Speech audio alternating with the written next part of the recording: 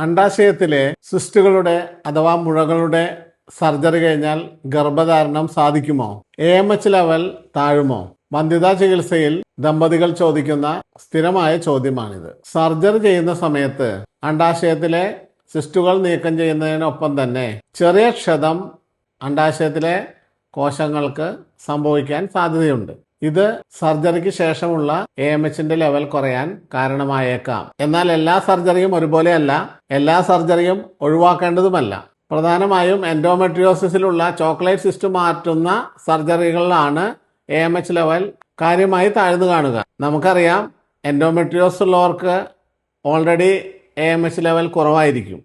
അതിനാൽ തന്നെ AMH കുറഞ്ഞത് സർജറി കാരണമാണോ അല്ലെങ്കിൽ എൻഡോമെട്രിയോസിസിന്റെ അവസ്ഥ കാരണമാണോ എന്ന് നമ്മൾ മനസ്സിലാക്കേണ്ടിയിരിക്കുന്നു. സർജറി കഴിഞ്ഞ് കുറച്ച് ദിവസങ്ങൾക്കുള്ളിൽ തന്നെ AMHന്റെ ലെവൽ കുറച്ചൊക്കെ കൂടി വരാം.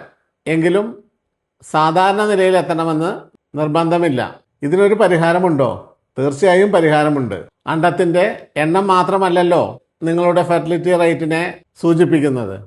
അവശേഷിക്കുന്ന അണ്ഡങ്ങളുടെ ഗുണനിലവാരം മെച്ചപ്പെടുത്തുക, ഹോർമോണുകളുടെ സന്തുലിതാവസ്ഥ ഉണ്ടാക്കുക, എൻഡോമെട്രിയൽ ലൈനിങ് കറക്റ്റ് ആക്കുക, അതുപോലെ തന്നെ ഫെല്ലോപ്പിയൻ ട്യൂബിന്റെ ആരോഗ്യം ശരിയാക്കുക തുടങ്ങിയ കാര്യങ്ങൾ ചെയ്താൽ AMH കുറഞ്ഞിരുന്നാലും ഗർഭിണിയാവാനുള്ള സാധ്യത വളരെ കൂടുതലാണ്. സർജറി കഴിഞ്ഞ് AMH കുറഞ്ഞു എന്ന് വെച്ച് നിങ്ങൾ വിഷമിക്കേണ്ട ആവശ്യമില്ല. ശരിയായ ചികിത്സയും ശരിയായ ജീവിതചര്യയും ശരിയായ ഭക്ഷണക്രമവും വ്യായാമവും ചെയ്താൽ നിങ്ങൾക്കും നിങ്ങളുടെ സ്വപ്നങ്ങൾ യാഥാർത്ഥ്യമാക്കാം. ശരിയായ ചികിത്സ ശരിയായ സമയത്ത്.